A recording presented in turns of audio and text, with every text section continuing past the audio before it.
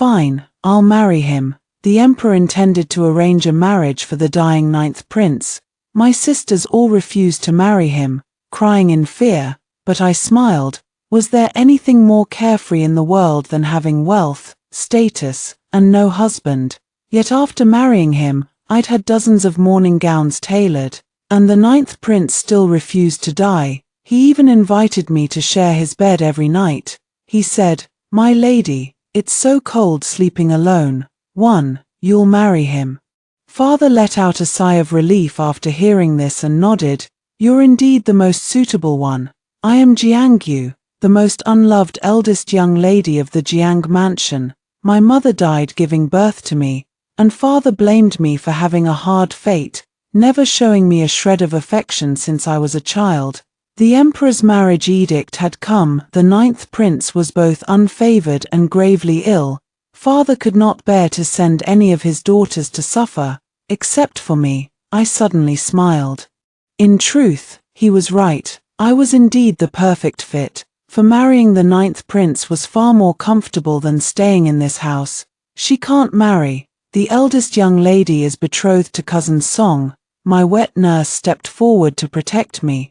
Just then, Song Yuan walked in. He was the nephew of father's second wife, Mrs. Jiang, born into a poor family but immensely talented. As soon as he entered, my younger sisters all looked at him with bashful, shy eyes. In previous years, Song Yuan had never been so popular. I was the only one in this house who treated him well. I used my monthly allowance to support him, and if there were a few extra pieces of meat in my bowl, I'd split half with him. Father once said that after Song Yuan passed the imperial examination, he could come to propose marriage. Since then, everyone in the house had taken our betrothal as a given, including Song Yuan and me, but this year was different. Song Yuan had topped the imperial examination rankings and become a rising star with a boundless future, and so, my three younger sisters began to show him favor, intentionally or not. I had thought that even if Song Yuan had no love for me, he would at least be grateful. I waited for him to propose, not because I loved him deeply, but simply because I wanted to leave this place, and he was the perfect choice, until the night before last, when I saw him embracing my second sister under the flowers, pouring out their affection for each other. Only then did I realize he looked down on me for being unloved, and had never had his eyes on me. "Cousin, you and I share the bond of brother and sister. Talk of marriage is simply inappropriate," so said Song Yuan. No one in the room looked surprised. Surely, everyone had known about him and my second sister. It didn't matter. I had not given him my heart, either. At most, I'd eaten a few less pieces of meat over the past 7 years. Marriage is a matter for parents to decide and matchmakers to arrange. They have nothing formal between them. Where is this betrothal coming from? Father frowned, signaling my wet nurse to step back. "This matter is settled. I shall reply to the emperor today." Before he left, he told Mrs. Jiang to prepare my dowry and wedding affairs. I strolled slowly outside, when someone called after me, "Cousin Yu, I have something to say to you." Song Yuan chased after me, his eyes filled with guilt. I looked at him, raising an eyebrow. "Uncle ordered me to say that. I dare not disobey him." He lowered his eyelids, his tone utterly innocent. I see." I nodded. "If young Master Song has nothing else to say, I'll take my leave." Rumors on the street say the ninth prince won't live past the Mid-Autumn Festival. Song Yuan whispered, "When the time comes, I can help you fake your death and flee to the south of the Yangtze. I'll soon be sent to the south for official training too. And I can take care of you there." I burst out laughing. "Save these words for my second sister. You and I are neither kin nor friend. No need to worry about me." Song Yuan froze, staring at me in shock. He had not expected me to know. I waved a hand, not wanting to say more, but he chased after me, trying to explain. "Don't blame me. Though I like you, life together would be hard for us. Officials in the court cling together and form cliques. If I marry you, Uncle won't help me. But if I marry Cousin Wana, Uncle will truly nurture and support me. I thought back to the first year he came to the Jiang mansion. He wore patched clothes, sat in the yard eating with the servants, thin and humble. I knew he had curried favor with my other sisters first. Before coming to me, I did not look down on him, and treated him with genuine respect. I thought he would feel at least a little grateful. But clearly, I had given him too much credit. Then I wish you a bright future. Soaring to great heights. 2. When the emperor heard I had volunteered to marry the 9th prince, he was overjoyed. Father received a reward and was delighted. He sent for me specially to give me a few words of admonition. I listened respectfully, then handed him the list of my mother's dowry from all those years ago, demanding he give it all back to me, and replace anything that had been spent or used up. Father flew into a rage, scolding me for being petty and short-sighted. But he did not dare to refuse me. After 17 years of waiting, I finally had what was rightfully mine. On my wedding day, Song Yuan stood at the gate, murmuring my name, Cousin Yu. His tone was filled with regret and loss. With my red wedding veil covering my face, I of course paid him no mind. As I entered the prince's mansion, the imperial edict arrived shortly after. The 9th prince, Zhao Huijin, had been granted his own mansion at the age of 7, now, at 20. The emperor finally conferred a royal title upon him. His title was Jin, meaning as precious as pearls and jade, enduring forever. It was a double celebration. The prince's mansion was decorated with lanterns and streamers, the sound of firecrackers shaking the heavens. Yet the bridal chamber was deathly silent. I lifted my own veil, and my eyes fell on Zhao Huijin, leaning against the head of the bed, watching me with a smile. He was very thin, making his facial features all the more distinct. His eyes were pure and clear, his black hair flowing like a waterfall, his bearing as elegant as jade. He was tall, and the bright red wedding robe he wore now added a touch of vivid splendor to his gentle temperament. I had to admit, in my 17 years of life, Zhao Huijin's looks were the most exquisite I had ever seen.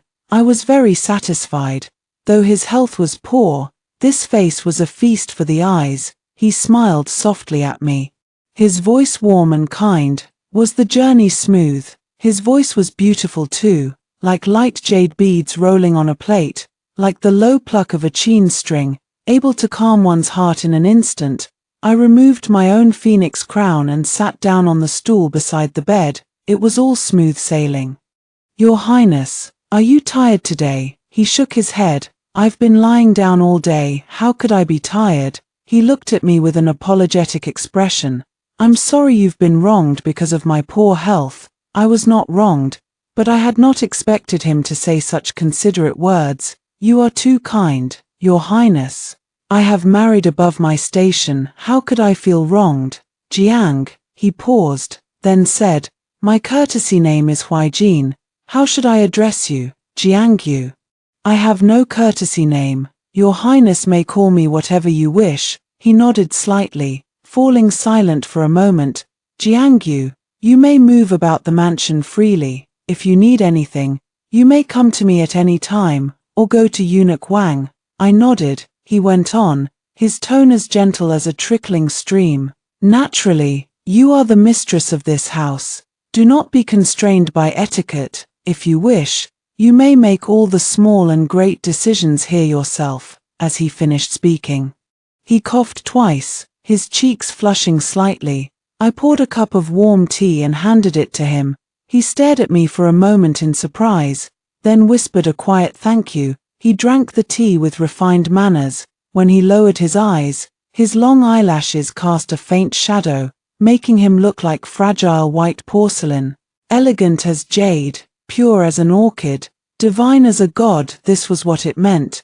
Jiangyu. He paused, then spoke again. My days may be numbered, but you need not worry. Before I die, I will make sure you are well settled, ensuring you live a worry-free life for the rest of your days. I was overjoyed. In the Jiang mansion, I had not even been allowed to move about freely, let alone make my own decisions. He had said I was the mistress here. I did not take it entirely to heart. But I somehow believed in his sincerity. So far, this marriage had made me extremely satisfied. I thought for a moment, then asked him, "Is there anything I can do for you, Your Highness?" He was such a modest and gentle man. I could not take his kindness for granted. Doing what I could for him was only right.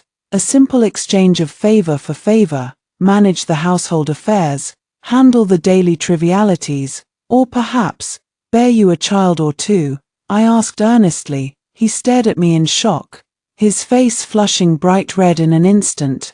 3, he said no. I looked at him in confusion, wondering which offer he had refused. Cough, cough. He covered his mouth with his fist. His face and earlobes tinged with a faint red. He whispered, "My days are too few. Having a child would only condemn them to a life of hardship." He paused, gradually calming down, then lifted his eyes to look at me steadily. "Jiangyu, I do not wish to be a burden to you either." I wanted to tell him that I was already prepared to be a widow, and would never remarry, so for the rest of my life, I would be happy to have a child by my side. But clearly, he was unwilling. He probably felt guilty. And added, "Then, would you take charge of the household affairs of the mansion? It will be a little tiring, though." I smiled and shook my head. "It is enough that Your Highness trusts me." He said a soft good, then immediately summoned the steward, arranging for me to take over all household matters in 3 days' time. We had talked for a long time, and he could no longer hold on. Falling into a deep sleep, I returned to my own separate room. And only then did I realize Zhao Huijin had never intended to consummate our marriage from the very beginning. His illness is truly serious. I found a piece of white cloth at the bottom of a chest and began cutting it to make clothes, passing the time. My wet nurse guessed that Zhao Huijin might be unable to consummate the marriage because of his poor health. No need to speculate. Whether he cannot or will not does not matter, but my wet nurse urged me to try again, telling me I must bear him a child or two, no matter what. I yawned. I had thought I would lie awake all night, but as I lay down, wrapped in the soft mattress and the fragrant brocade quilt, I fell asleep at once. I slept until dawn, warm and comfortable, neither too hot nor too cold. No longer did I fear waking up in the middle of the night to the sound of rain, with muddy water and broken roof tiles falling on me. In the morning, I went to the palace. The emperor was busy. So only the empress saw me, perfunctorily giving me a jade bracelet as a gift. As I left, I heard the palace eunuchs whispering among themselves, "The emperor and empress have snubbed her so badly." I thought the princess consort Jin would kick up a fuss. But it turns out she's just as weak and timid. She has no courage to make trouble, even if she wanted to. That title is just an empty name, nothing more. Eunuch Wang was so angry he wanted to go back and scold them, but I stopped him. "They are not wrong, eunuch. Do not be angry," I said calmly. To my surprise, Zhao Huijin nodded in agreement. "They are indeed right." Eunuch Wang looked at the two of us, and could not help but laugh and cry at the same time. Zhao Huijin and I exchanged a glance, and suddenly burst out laughing together. Making trouble was easy enough, but one had to know what benefits one could gain from it. Otherwise, what was the point of wasting the effort? Striking hard is a must. But striking accurately is even more important. Zhao Huijin looked at me, surprise swimming in his eyes. The trip back to my maternal home the next day was even more casual. I had no intention of tiring Zhao Huijin by taking him with me, yet he insisted on going to save face for me. Upon entering the Jiang mansion, all my sisters and relatives were waiting. When they saw Zhao Huijin, their faces were filled with astonishment as if they had beheld a god. Watching them drop to their knees in a row to pay their respects, my mood grew even more pleasant. "Thank you for your hard work, Your Highness." I helped him into the carriage. His body stiffened for a moment, then relaxed again. It is what I ought to do. No need to be polite with me. I still had to thank him, after all.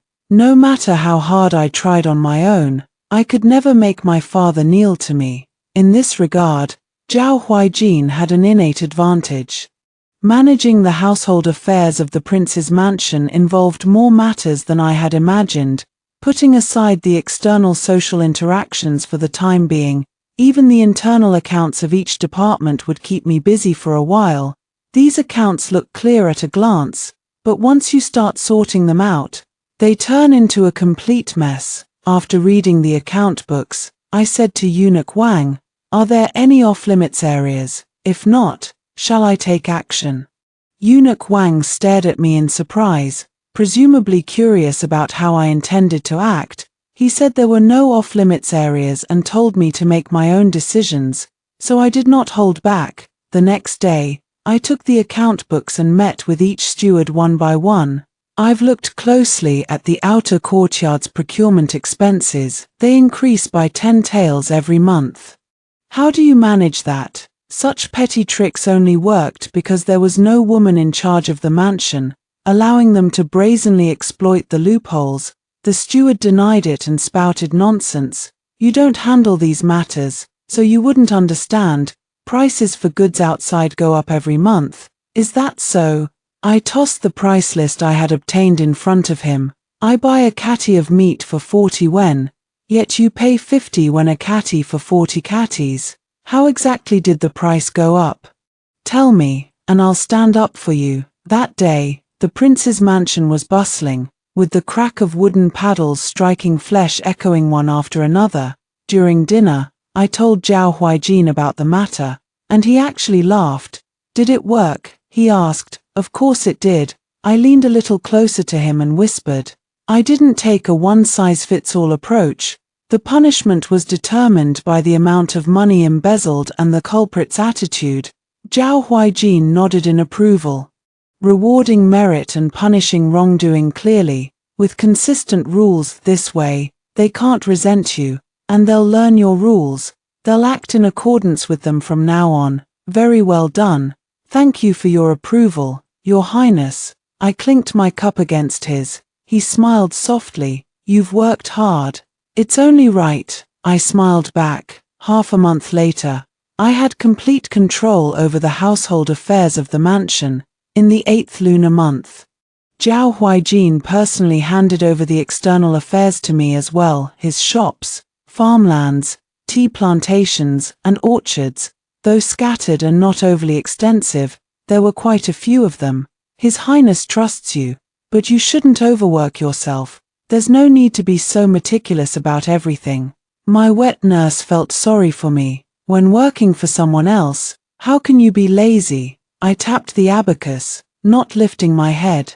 It's like the manager and chef of a restaurant. They take the boss's salary, so they must do their jobs well. I lived here and had the life I wanted. I ought to repay him with all my ability. My wet nurse nudged me and hastily called out toward the door. Your Highness. I went to the door and held his arm. Why are you up? Do you have something for me to do? He stared at me deeply and quietly for a moment. Then his expression softened, and he said in a low voice, The 10th prince's son is having his full-month feast, and has invited us. But it's nothing important. I can go alone. I can go with you. I wouldn't feel at ease leaving you by yourself. I asked him to sit down. Do we need to prepare a gift? He was holding the account books I had kept and looked up at me in surprise. What? Do we need to prepare a gift? I asked again. He nodded and said politely, Then I'll trouble you with it. For Prince Rui was 1 year younger than Zhao Huijin. Yet he had been granted a royal title when he received his own mansion at the age of 11.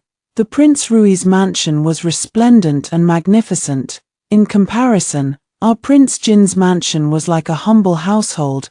The newborn baby was adorable. I glanced at him a few times and chatted with the other ladies. When I suddenly heard laughter from the pavilion over there, several princes were joking around. I caught snippets of their conversation. They were teasing Zhao Huijin. Zhao Huijin did not take offense, responding calmly all the while, his face impassive. I walked toward the pavilion and just as I arrived, I heard Prince Rui talking about some medicine. This medicine works wonders, it'll keep you going 7 times a night. No problem. The other princes burst into raucous laughter. Zhao Huijin had looked indifferent, but when he saw me walk in, his expression darkened. He said to Prince Rui, "Don't talk nonsense," but Prince Rui refused to let it go. "What kind of medicine is it?" I asked, feigning curiosity, afraid I would be embarrassed.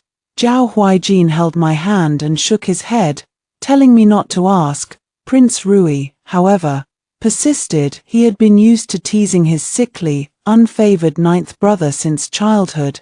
"It's a secret medicine that lets you go 7 times a night and guarantees a son," he said with a playful grin. I looked suddenly enlightened and linked my arm through Zhao Huijin's. "Your Highness, we must get this medicine." I wouldn't believe anyone else, but the 10th prince has 3 sons already. His word carries weight. After I spoke, I gently squeezed Zhao Huijin's hand. His fingers were slender and long, yet ice-cold. I subconsciously warmed them with my own. Zhao Huijin's eyes, crinkled with a faint smile, fell softly on our clasped hands. The pavilion fell silent all at once. Prince Rui's face turned bright red with embarrassment. "I'm not sick, I don't need this medicine," out of the corner of my eye. I glanced at the crown prince, then replied to Prince Rui with a naive look. "I see, then the 10th prince is truly impressive. With 3 sons by his side, he must be full of confidence." I had said this for the crown prince's ears. The crown prince had only 1 son, far fewer than Prince Rui. Sure enough, he sipped his tea, his expression growing unsightly. I took Zhao Huijin's hand and stood up. "The wind is picking up. Let's go home, Your Highness." This kind of socializing was not worth the trouble. Zhao Huijin looked at me with a smile, coughed twice for effect, and nodded. "Very well, 9th brother. I'll have someone send the medicine to you later," Prince Rui shouted after us. "And another thing, this princess consort of yours is too sharp-tongued and fierce. Just divorce her." Zhao Huijin stopped walking and stared at Prince Rui quietly. For some reason, though his gaze was as calm as ever, for a split second, I caught a glimmer of coldness in it, but it was only a split second, and his calm expression returned. I thought it must have been my imagination. Zhao Huijin and I returned to the mansion together, and he did not speak a word on the way. Later, the medicine actually arrived, a jar of brewed medicinal soup, carried by Prince Rui's personal steward, who waited for Zhao Huijin to take it. By the time I returned to our room, Zhao Huijin had already drunk it. I had intended to scold Prince Rui's steward, but the next moment, Zhao Huijin began coughing up blood. "It's poisoned," Eunuch Wang shouted, and immediately ordered the steward to be detained. 5. Poisoning a prince was a grave matter, so I did not hold back. After making a scene in the palace, I went to the crown prince's mansion. "Your Highness, Prince Jin is gentle by nature. The teasing in the past was all harmless fun, but this time it's poisoning, a matter of life and death. If you refuse to intervene, then am I also entitled to send someone to kill Prince Rui?" The crown prince stared at me in shock. I intended to force the crown prince to take a stand. It was unfair that the 4 of them stood united as brothers, yet excluded Zhao Huijin entirely. If they were going to make things difficult for him, then everyone would suffer. When I returned to the mansion, the imperial physician had already left. He said the poison was not strong enough to be fatal on its own, but Zhao Huijin's frail body made his condition extremely critical. Zhao Huijin lay on the bed, his face as pale as paper, devoid of any color. I said in a deep voice, "If you go, I will avenge you." As I spoke, I suddenly felt his fingers twitch. I called his name several times, but he gave no response. "Your Highness may not make it through this," my wet nurse cried non-stop. "Young lady, your fate is too bitter." I did not share her sentiment. After all, I had long been prepared to be a widow. Man proposes, heaven disposes. Zhao Huijin remained unconscious for 3 days. The crown prince impeached Prince Rui, and with him taking the lead, Memorials impeaching Prince Rui flooded the imperial court. For plotting to harm Prince Jin, Prince Rui was flogged 100 times. Demoted from a one-character prince to a two-character prince, and exiled to his fief in the northwest. Before he left, he stormed into the Prince Jin's mansion. "What do you want?" I asked him. "Tell ninth brother this, I think is worthless. I'd kill anyone but him. I never do things that bring no benefit." Prince Rui said. I nodded. "If it really wasn't you, then the one who poisoned him is killing two birds with one stone, driving you away and poisoning Prince Jin to death," I said coldly. Prince Rui's eyes bulged with rage. "I know who it is. I will not let him get away with this." He left in a furious rage. It would have been perfect if this had all been a ruse by Zhao Huijin. Without lifting a finger himself, he would have gotten rid of Prince Rui and even made another prince an enemy in the process. Unfortunately, Zhao Huijin was too pure. Sometimes I wondered how the imperial family could raise such a clean and innocent prince. I ordered the morning hall to be prepared.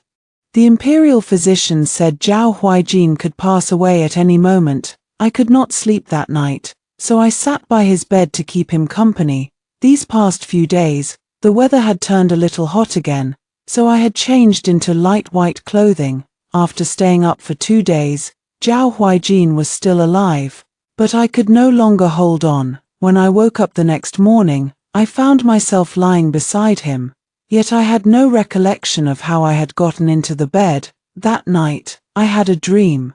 In the dream, Zhao Huijin died. I settled his funeral affairs, moved out of the prince's mansion, and lived in a clean, quiet small courtyard, sunbathing and reading books.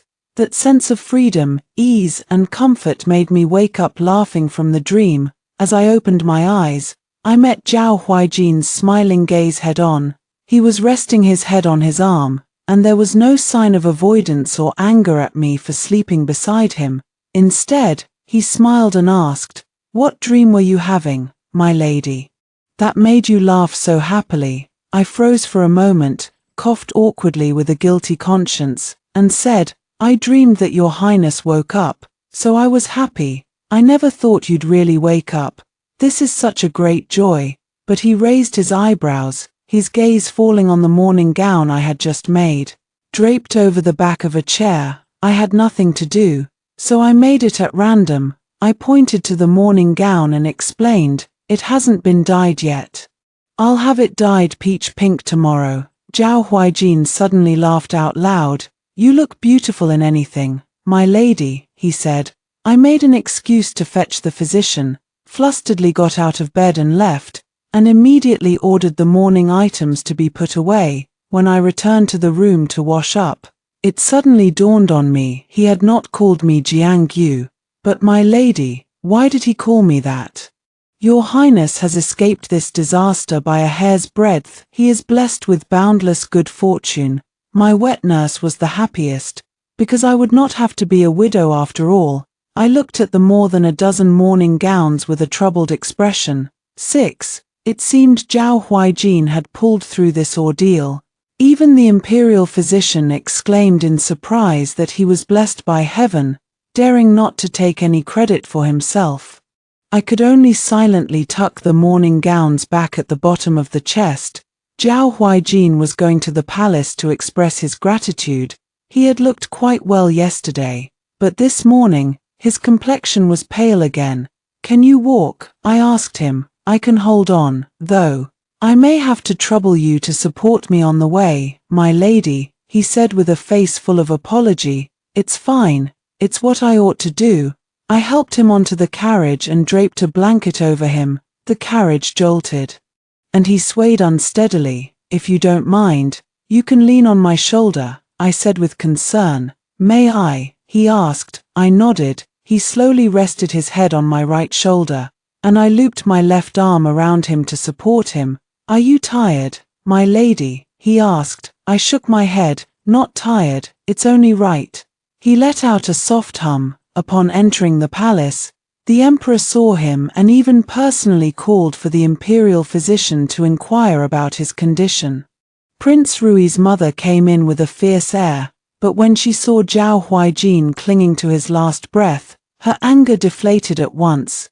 Zhao Huijin was utterly innocent. This time, the emperor bestowed many rewards upon him. We met the crown prince on our way out of the palace. I've troubled your highness with my affairs. Zhao Huijin said, I don't blame the 10th prince either. He's been used to acting recklessly since he was a child. The crown prince waved his hand. You're far too kind. That's why you've spoiled him into being lawless. Zhao Huijin smiled awkwardly. The crown prince looked at him, an expression of exasperation at his lack of resolve on his face, and shook his head as he left. I held Zhao Huijin's hand, half supporting him, and glanced back at the crown prince. The emperor had 16 sons, but only 5 survived to adulthood. The crown prince was the legitimate eldest son. Below him were the 3rd prince, Prince Jin, the 6th prince, Prince Ning, and the 9th and 10th princes, Prince Jin and Prince Rui. Prince Rui suspected that it was Prince Ning who had poisoned Zhao Huijin. The carriage mat was lined with thick cushions on the way back. Zhao Huijin insisted on not lying down, so I supported him and said, It's rather uncomfortable with the jolting. You can rest your head on my lap too. May I? He asked. It's fine. It's what I ought to do, I said. He was clearly truly exhausted and did not stand on ceremony. But when his head actually rested on my lap, the atmosphere in the carriage suddenly turned delicate.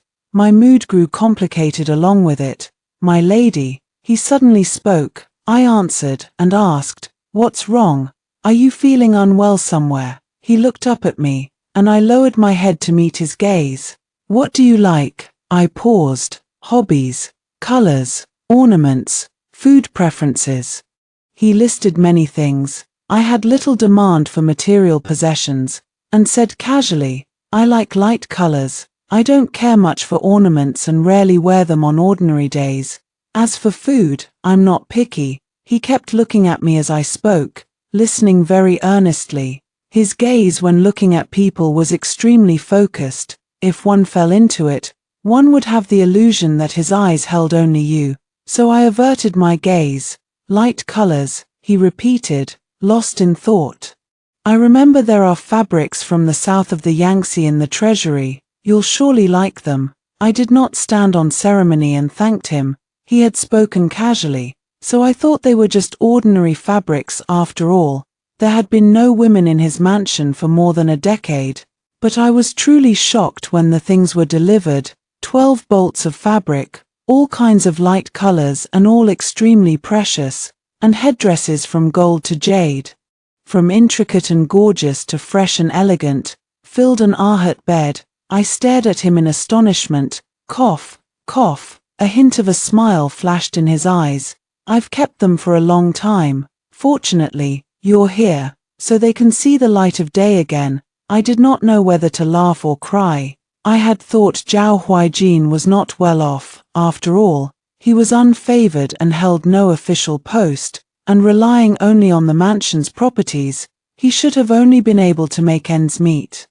Now it seemed his life was not at all straightened. Before going to bed, I rummaged through my dowry for a bolt of fabric for men, wanting to make him a long coat for autumn, so I carried the fabric to find him.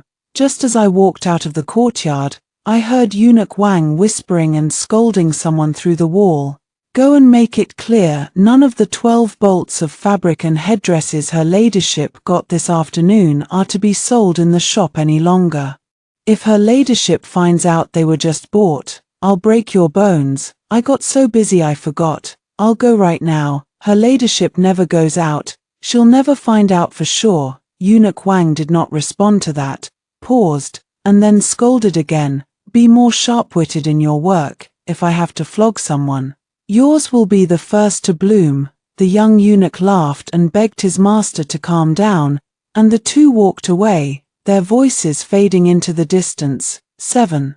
I tried to understand why Zhao Huijin had bought me those things. Was it out of guilt? Surely it was. His health was poor, and he could not leave me with children. A kind man like him must have felt guilty towards me.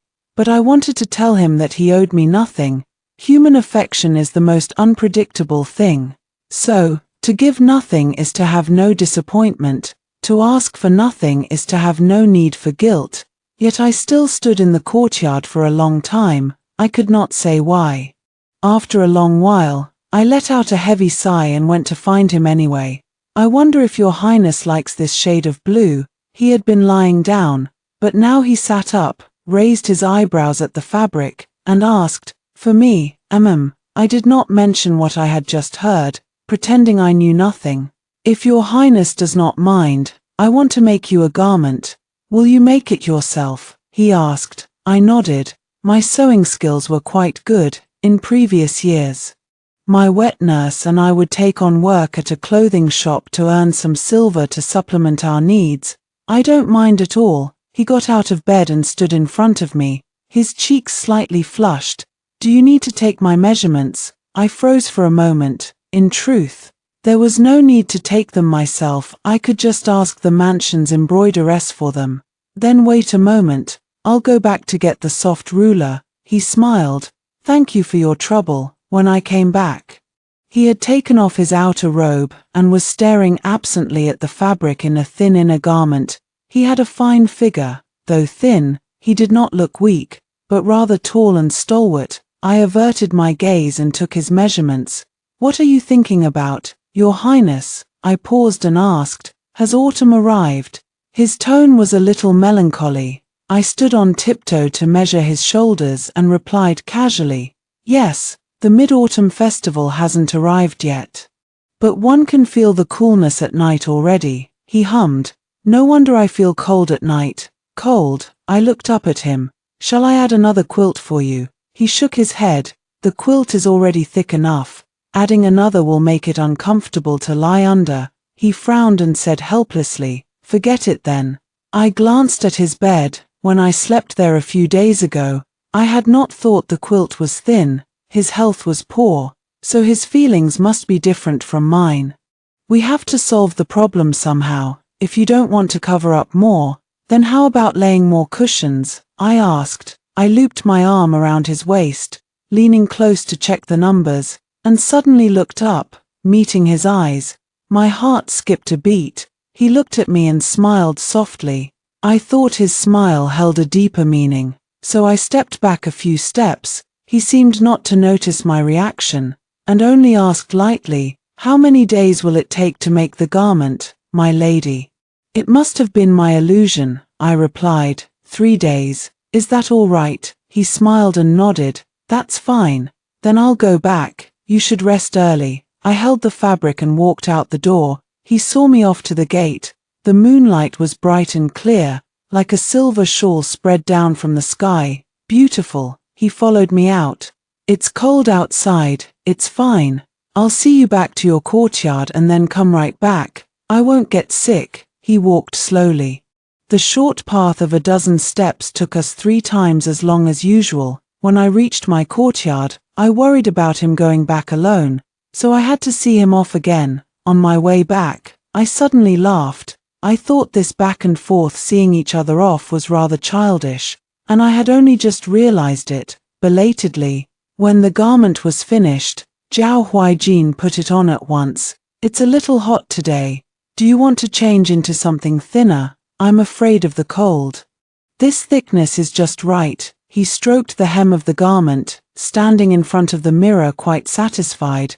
You have such skillful hands, my lady. I did not know how to reply for a moment. What's wrong? He bent slightly to meet my eyes at the same level.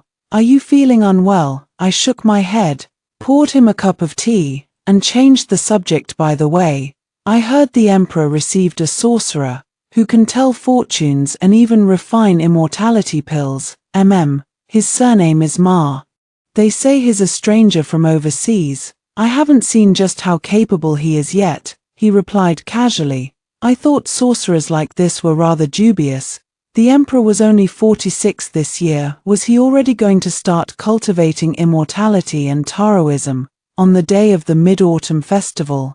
Zhao Huijin still wore the garment I had made for him. We went to the palace first.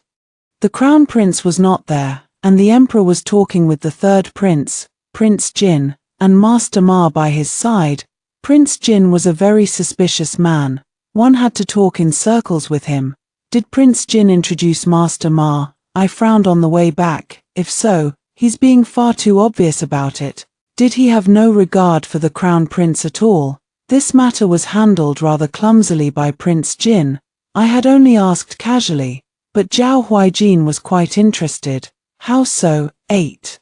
My hand paused as I poured the tea, and I smiled and asked him, "May I speak freely?" He nodded. "It's just the two of us, of course." I smiled and said, "Actually, from my perspective, the best arrangement for Master Ma is actually related to you."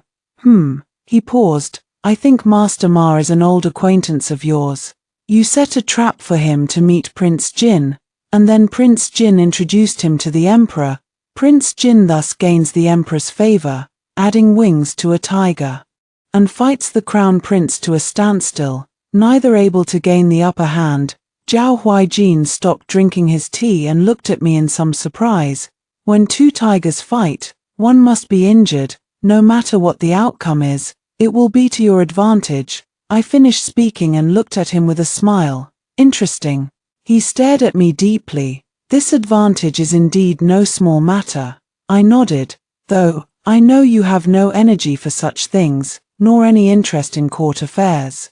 We're just chatting. Your Highness can take it as a joke. How did you come up with all this? Instead of thinking I was talking nonsense, his eyes revealed undisguised admiration. I was a little surprised, and could not help but feel shy. I don't understand anything about court affairs, it's just random thoughts. Zhao Huijin chuckled and shook his head. You have quite the insight. I was stunned, and a strange feeling welled up in my heart, indescribable at first, but gradually growing clear. Prince Jin revels in the fight for the crown. Of course, now that things have come to this, even if he wanted to back down, his maternal clan and court forces would never let him. Zhao Huijin sipped his tea, his eyebrows and eyes slightly lowered, his tone faint and unfathomable. You mean even if he was blatant about introducing Master Ma to the Emperor, he is not afraid? I pondered the meaning of his words. Prince Jin had enough power. He was not the least bit afraid of being found out. Zhao Huijin nodded slightly, his face soft with approval. My lady is astute. I shook my head and laughed. Your Highness keeps praising me. It makes me feel guilty. He smiled gently, then suddenly leaned close to me and whispered, if I were to contend for the crown, would you be afraid, my lady? I froze, my heart skipping a beat. For a moment, I thought his words were true. But then I thought we had been together almost every moment these past few months, never apart. When would he have had the time to plot for the crown? I let out a breath of relief and smiled. What is there to fear? Do it if you wish. To win is to stand above 10,000 men. To lose is but death.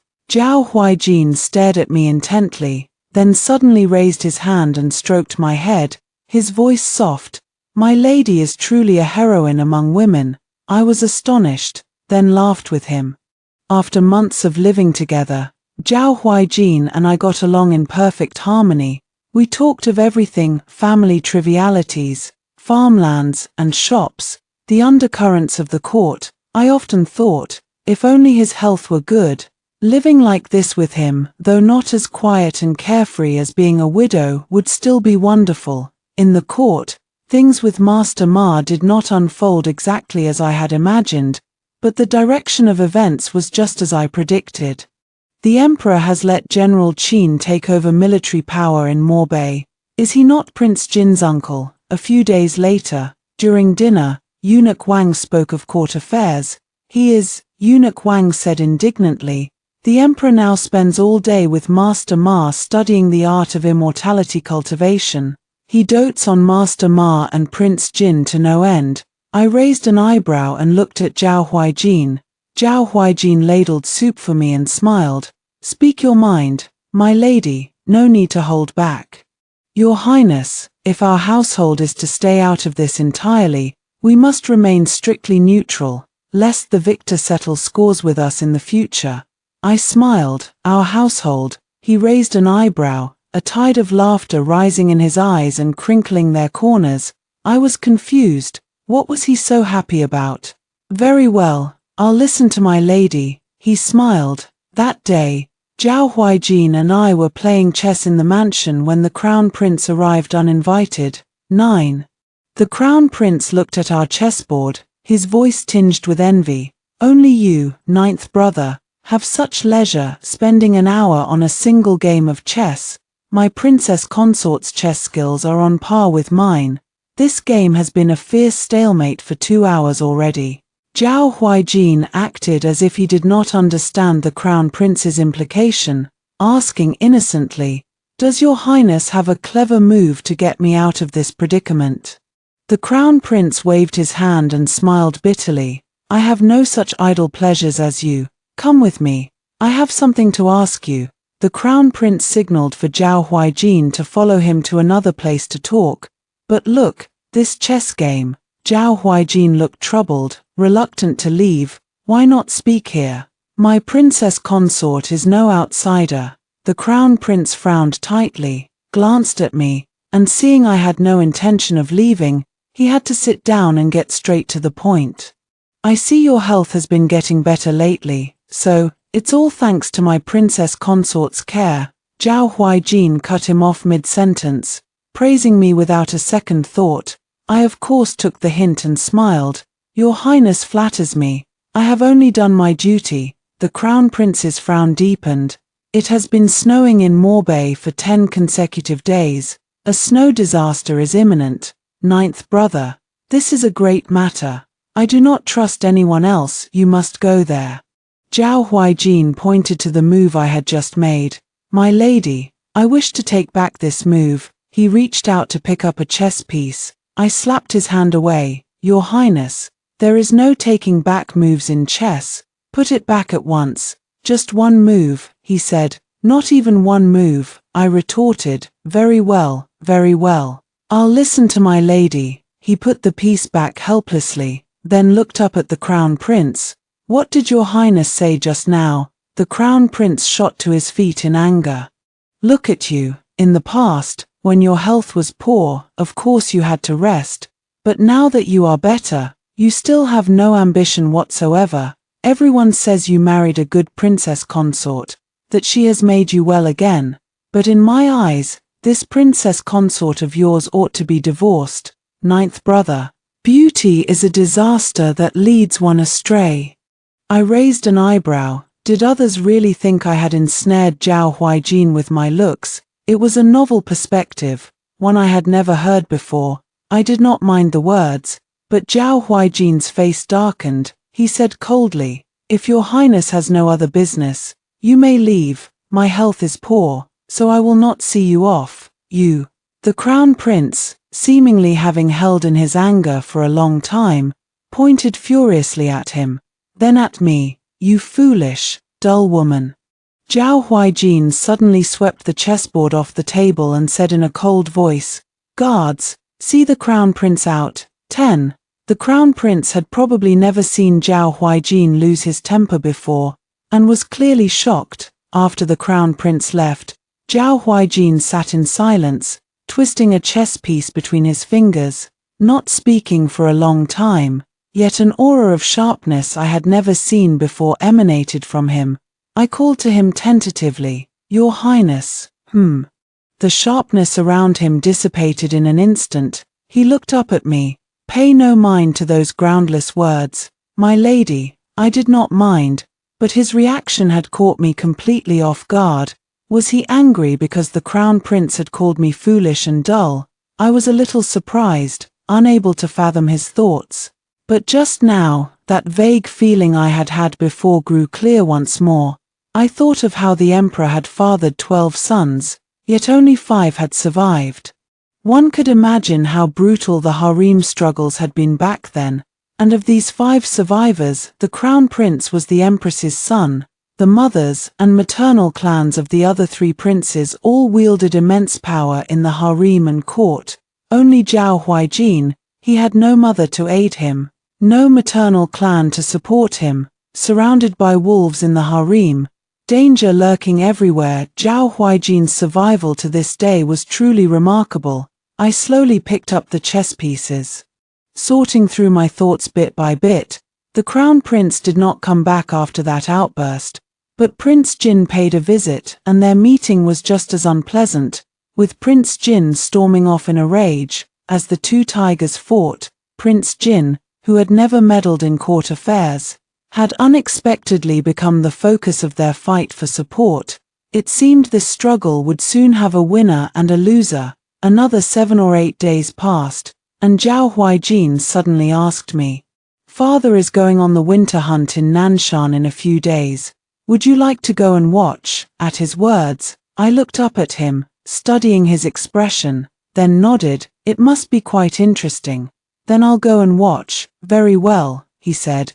But on the eve of our departure, Zhao Huijin's illness took a turn for the worse. He coughed for several nights, and his medicine dosage was increased.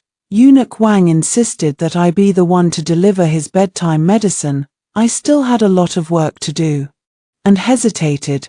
Could my wet nurse deliver it instead? It was just delivering medicine. It should not matter, right? That will not do. The old lady is advanced in years. Her hands and feet are unsteady. What a pity it would be if she spilled it. Eunuch Wang said to me in all seriousness, "Every ingredient in this medicine is extremely precious. It is only fitting for your ladyship to deliver it."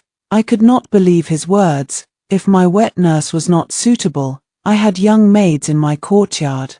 Was it really only me who could deliver the medicine? Besides, have you forgotten the poisoning incident in the medicine last time? Eunuch Wang said. "Enough, I'll deliver it." I sighed, thinking to myself that he had been lingering here pestering me for so long. He was clearly free. If he had gone to deliver it himself, he could have made it to the imperial palace and back by now, let alone just the study.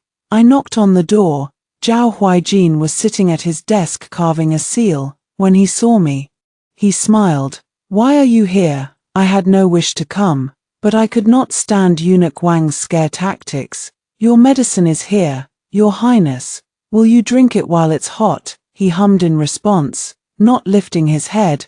"My hands are dirty. Just set it aside for now." I frowned. "The dust from your carving is flying all over this desk. It will get into the medicine and dirty it." He looked at me in a dilemma. I asked hesitantly, "Shall you go wash your hands then?" He shook his head.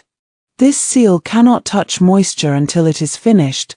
Why could a stone not touch moisture? I did not understand, and did not dare to speak recklessly. "Then, shall I feed you?" Surely he would not really make me feed him, would he? "Then, I'll trouble you." He turned to face me, his eyes brimming with anticipation. I froze, utterly astonished in my heart. I could not help but feel that Zhao Huijin was slowly changing, becoming somewhat strange. I brought a spoonful of medicine to his lips, and he drank it obediently, smiling at me. "Is the medicine sweet?" I asked. He was smiling so happily. "It is sweet." His eyes crinkled slightly at the corners, clearly overjoyed. I did not understand. How could drinking medicine make someone so happy? "Drink your medicine and rest early, Your Highness," he replied reluctantly, pointing to the seal with his mouth still full of medicine. "Does my lady like this chicken bloodstone?" I glanced at it, feeling nothing in particular, but played along. "I do like it." He brightened up even more. When I put down the bowl and prepared to leave, he patted the chair beside him. "Sit here, my lady. Hand me things when I need them. I'm too busy to spare a hand." I still had a mountain of work to finish. All the things he needed were right by his hand. How could he be too busy to spare a hand? "Oh." I sat down beside him, lost in a daze. Everything Zhao Huijin did was done with effortless grace. A feast for the eyes. He was still the gentle, upright gentleman he had always been. But this gentleman sure had a lot to say. Since when had this started? I had never noticed it before, only feeling it deeply today. 11. The winter hunt was an annual event, but it was Zhao Huijin's first time attending. The Nanshan hunting ground was not far. After a day's journey, We arrived in the evening. The temporary palace was not large, and when we arrived, I was faced with a dilemma. The courtyard assigned to us was tiny, with only one proper bedroom. I would sleep on the daybed. That night, the temporary palace was bustling with activity. We accompanied the emperor for dinner and watched song and dance performances. Returning to our courtyard near the hour of the pig, Zhao Huijin huddled under the quilt and sneezed twice in quick succession. "Are you cold, Your Highness?" I sat up and looked at him. "Aren't you cold, my lady?" He frowned, clearly freezing. I wanted to say I was not, but knowing Zhao Huijin as I did, I knew he had more to say. "Sure enough," he said, "if you don't mind, my lady, we can pile our two quilts together. It might be warmer that way." Cough cough. "I'm afraid a night in the cold will make my illness worse tomorrow." I rubbed my brows instinctively and carried my quilt over. Zhao Huijin was getting stranger and stranger. We lay side by side, the person next to me warm against my skin. The night was thick and impenetrable, filled only with the soft, shallow sound of his breathing close at hand. I turned over, my back to him. "Do you feel warmer, my lady?" he asked gently. I had never felt cold at all, I countered. "What about you, Your Highness?" "Much warmer," he whispered. "Thank goodness you're here." I rubbed my brows again. "Your Highness," I could not hold back, turning to look at him. "Do you wish for me to bear you an heir now?" We had been married for 5 months, and my original intention had not changed. If he agreed, I was willing to have a child for him. He stared at me intently, his gaze soft and slow, tracing every inch of my face. After a long while, he coughed twice. "If I can hold on until next summer, will you discuss this matter with me then?" Next summer. That was still 7 months away. I nodded and agreed, but if he did not want me to bear him an heir, why was he acting so strange? "Sleep." He patted my back. I froze, only to realize his hand had slipped out from under the quilt at some point, curving around me to pull me into his arms. "It's warmer like this," he said flatly, closing his eyes. "Sleep, my lady. We have to get up early tomorrow." I frowned and closed my eyes to sleep. When I woke up in the morning, I was still in his arms. By the time I finished washing, he was already awake, looking at me and smiling. "When did you wake up, my lady? Did you sleep well?" "I slept fine. What about you, Your Highness? Were you unaccustomed?" I asked. "Not at all. I slept very deeply," he said. I looked at his slightly dark under eyes and raised an eyebrow. 12. In the morning, everyone moved to the hunting ground. All the princes and dukes of the imperial family were gathered together. At the sound of a gong, the crown prince and Prince Jin each led a team, charging into the hunting ground separately. I sipped tea in the tent. Zhao Huijin was in a good mood, roasting chestnuts for me. I had just eaten one chestnut when someone suddenly called for him outside. The tent flap was lifted a moment later, and an extremely bright and beautiful woman walked in. She was about 17 or 18, wearing a bright red riding skirt and trousers, her hair coiled high on her head, a horsewhip in her hand. She moved like a brilliant flower in full bloom. "Ninth brother." She twirled the whip in her hand, sitting down opposite us in a bold, unrestrained manner, raising her eyebrows and speaking with animated enthusiasm, full of life. "I'm back again." Zhao Huijin looked at her and smiled softly. The woman dragged her stool to sit beside Zhao Huijin, looping her arm through his. "It's such a good thing you didn't die. I brought you a 1,000-year-old ginseng back this time. The doctor said it's the best for you." Zhao Huijin gently pushed her hand away without a trace of awkwardness, then turned to introduce her to me. "My lady, this is Princess Chang'e of the Huainan Prince's mansion." So this was Song Xiaoxiao. Prince Huainan had rendered meritorious service to Emperor Dizong and been infeft with a title. This was the 3rd generation to hold it. Song Xiaoxiao had grown up in the capital and was familiar with several princes. There had even been jokes before that she might one day become Princess Rui or Princess Ning. I had never heard that she was close to Zhao Huijin. After the introduction, Song Xiaoxiao sized me up, raising her bold, delicate eyebrows. It's you. She seemed to remember something, pointing at me and asking Zhao Huijin, isn't this the woman who scolded the abbot at Fahua Temple that day? Zhao Huijin said in a low voice, no, you're mistaken. I was a little surprised. I had indeed scolded someone at Fahua Temple. After the Lantern Festival this year, I had gone to pay for the oil lamp for my mother, only to find someone had put it out. I had been furious then, pointing at the abbot and scolding him for a long time. In the end, the abbot apologized to me, but I did not relight the lamp. Could there have been someone else in the temple that day? I'm mistaken. Song Xiaoxiao was not sure either. She dropped the subject, reaching for Zhao Huijin's arm again. Ninth brother, let's go hunting, shall we? I'm not skilled at riding and archery. Zhao Huijin stood up, pouring her a cup of tea and handing it to her to hold. I wanted to laugh, so I bowed my head and ate another chestnut. I'm skilled, you can sit in front of me. Song Xiaoxiao tried to take Zhao Huijin's hand, but had to give up as she was holding the teacup. My archery skills have improved again. Come watch me shoot. Zhao Huijin looked at me. 13. The princess is so kind to invite you. Your Highness, go ahead. I smiled softly. Zhao Huijin suddenly leaned over and whispered in my ear, the wind is strong today, and I'm ill. How can you let me go? I looked at him, and he nodded earnestly at me. I burst out laughing. In that moment, he looked like a child, unwilling to go out and making me refuse for him. I had no choice but to say to Song Xiaoxiao, thank you for your kind invitation.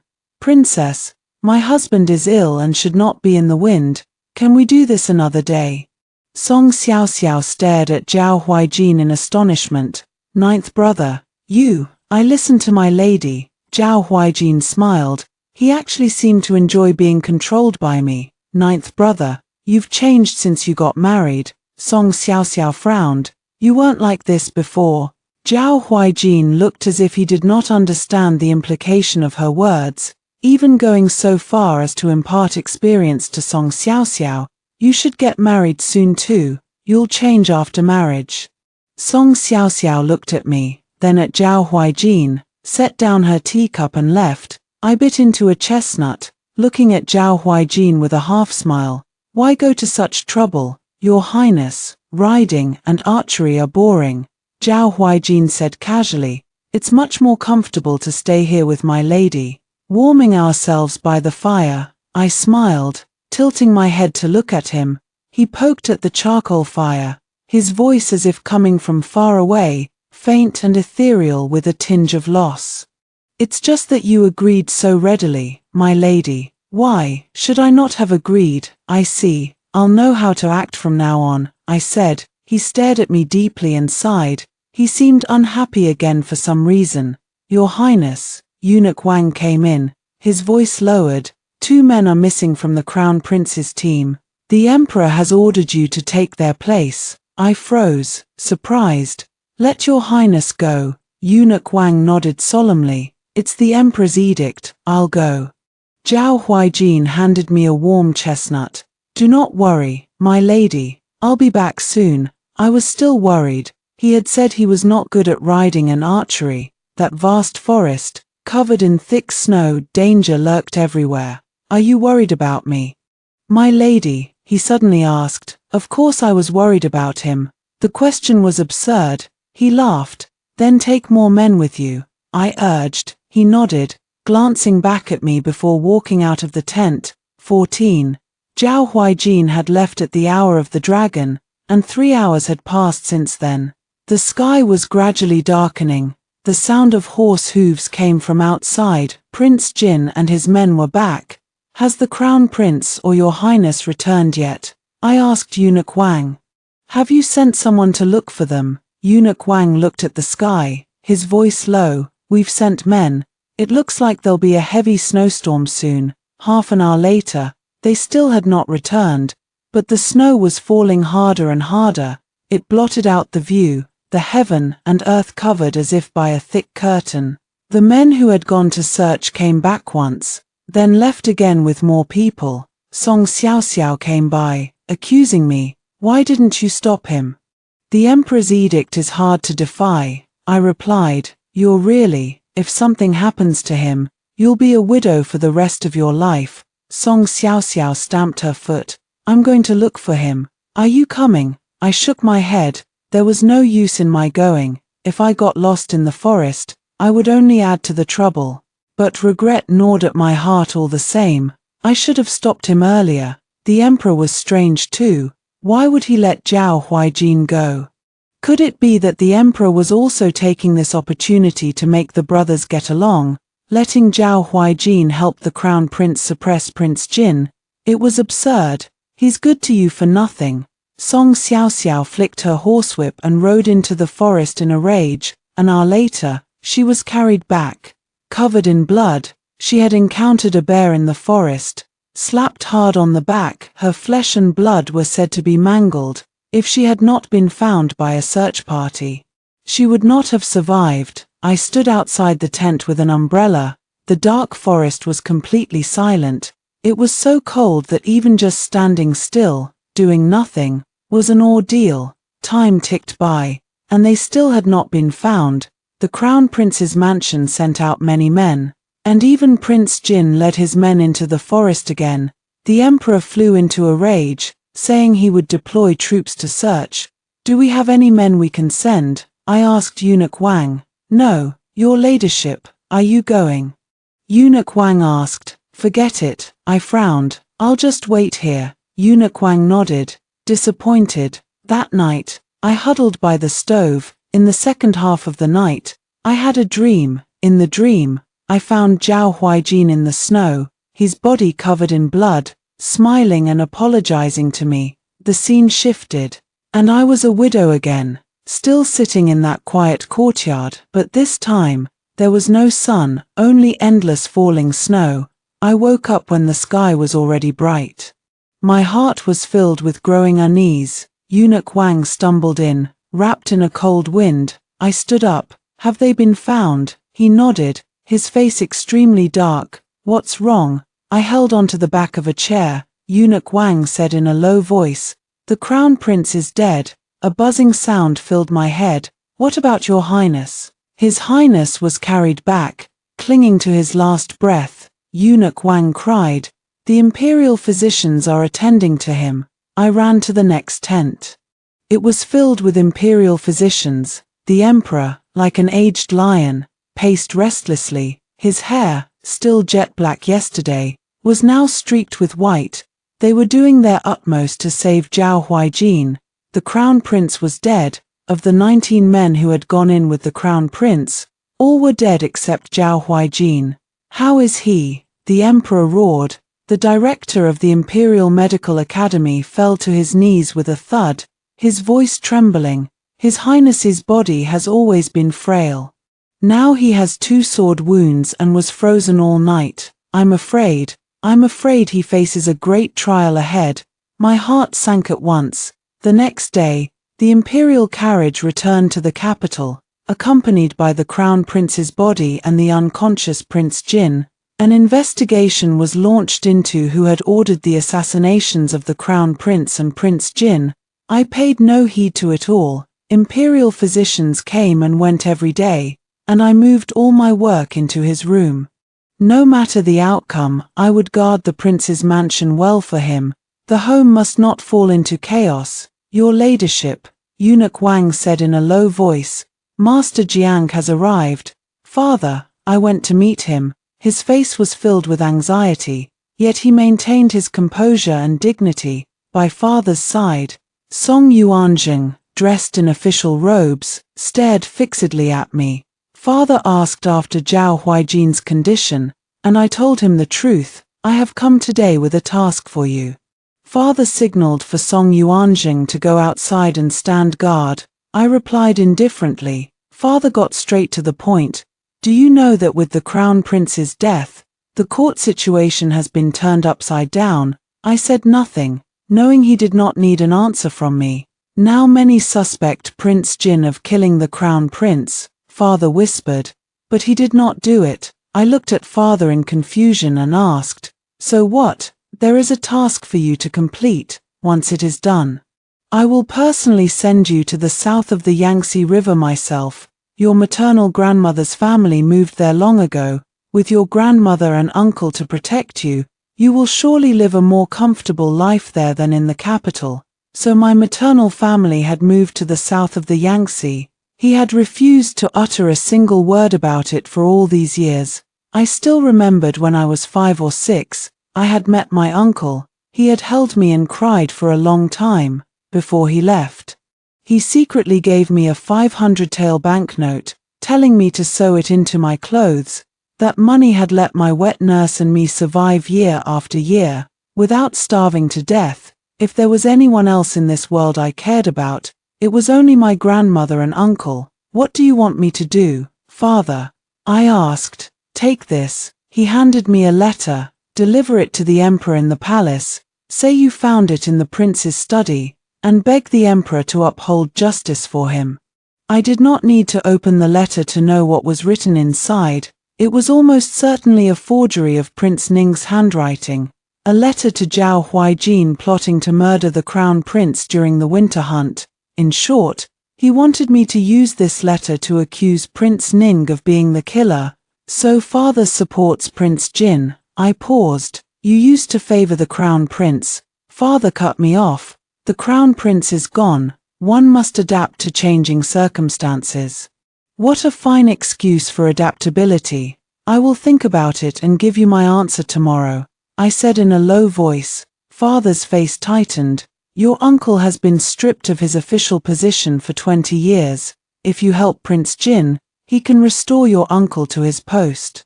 But if you are stubborn, no one will be able to help you. Father wore a solemn, earnest expression. 15. Father left, and Song Yuanjing stepped back a few paces. He sighed and whispered, Cousin Yu, listen to your uncle-in-law. He will not harm you. Once you reach the south of the Yangtze, you will have me. I raised my hand to cut him off and showed him the door. He hurried to say, the prince's life hangs in the balance these days. You must plan ahead and prepare for the worst. A wise bird chooses its tree to roost in. You are a smart person, you understand. Yes, Song Yuanjing knew I had long wanted to find my uncle. I waved my hand, motioning for him to leave. I knew what I was facing. If Zhao Huijin did not pull through, the crown prince's death would become an unsolved case. No matter how much the crown prince's faction made trouble, without clear evidence, the emperor would not bear to kill another son. The final outcome would surely be a struggle between Prince Jin and Prince Ning. Prince Ning might have ability, but he would never be able to defeat Prince Jin, and if I refused to help Prince Jin, once Zhao Huijin was gone, he would surely settle scores with me. If I presented this letter and helped Prince Jin bring down Prince Ning, I could live the life I had dreamed of. I returned to the room. Zhao Huijin was still unconscious. I took out the mourning gowns again and continued sewing the sleeve I had left unfinished last time. Eunuch Wang stood by, glancing at me from time to time. The night passed in silence. The next day, the emperor summoned me to the palace. The empress had grown thin, her former grace gone. Her eyes burned as she looked at me and asked, Some say you have a letter in your possession. Everyone in the room stared at me. The emperor, the empress, Prince Jin, Prince Ning, and many foreign ministers I did not know. I knew that as long as I took out this letter, Prince Ning would die. As for Zhao Huijin, he was going to die anyway. Whether he was guilty as an accomplice or innocently implicated, it would make no difference to him. I looked at these people with their varied expressions and said coldly, What letter? I have no letter. As soon as I spoke, I saw Prince Ning's leg give way, and he nearly fell to his knees. Prince Jin's eyes bulged with rage.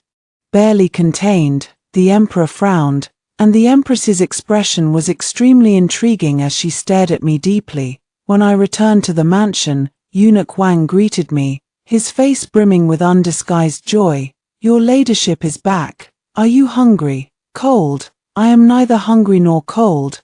Close the mansion gates. From now on, No one except the imperial physicians is allowed to enter. I said, yes, yes, Eunuch Wang replied repeatedly. I looked at the comatose Zhao Huijin and sighed deeply. Since when had I stopped looking forward to life as a widow, when the dream I had clung to for more than 10 years was within reach? I did not feel the slightest stir of desire. That night, I rested leaning on the daybed, when I suddenly felt someone watching me. I jolted awake and met Zhao Huijin's familiar eyes. My lady. He lifted a corner of the quilt and patted it. I'm cold. Sleep with me. At the sound of his voice, my nose stung with acidity. I hurried to sit up and trim the lamp wick, dispelling the sadness in the process. Your Highness, should we send for the imperial physician? I asked with a smile. He pressed his lips together and smiled, whispering, with my lady here, I need no one else. He was the patient, so his word was final. I climbed into his quilt. He lay on his side and looked at me, his eyebrows and eyes filled with unbridled joy. Is your Highness happy to have escaped death by a hair's breadth? I asked. No, he said softly. I am happy that when I woke up, there was a lamp by the bed and you in the room. I was lost for words. You have worked hard these days. He raised his hand and tucked the quilt around me, his gaze falling on the morning gowns I had finished and folded. It was not hard. Not having to wear these gowns makes it all worthwhile. I thought these gowns really could be dyed now. After all, Zhao Huijin was blessed with great fortune and longevity. He only looked at me, smiling gently, his eyes as soft as the moonlight outside the window. I actually had many questions to ask him, such as what really happened that night during the hunt, what I needed to watch out for when going to the palace tomorrow. But for some reason, I fell asleep. Perhaps his gaze was too gentle, or perhaps the quilt was too warm. Sleep, he patted me lightly. It was the last sound I heard by my ear. I slept deeply all night, without a single dream. 16. Zhao Huijin went to the palace early in the morning. And this time he did not ask me to accompany him. I did not know what he said, but the case of the Crown Prince's murder became an unsolved mystery. What surprised me even more was that the Empress actually hugged Zhao Huijin and cried. After all, for the past 20 years, the Empress had never shown the slightest affection to Zhao Huijin. After lunch, Zhao Huijin returned in a sedan chair, bringing back many rewards and precious medicinal herbs. Once the door was closed, I asked him, now that the Empress has lost the Crown Prince, does she intend to groom you as her heir? If he really wanted to contend for the crown, aligning with the Empress's faction would certainly mean a great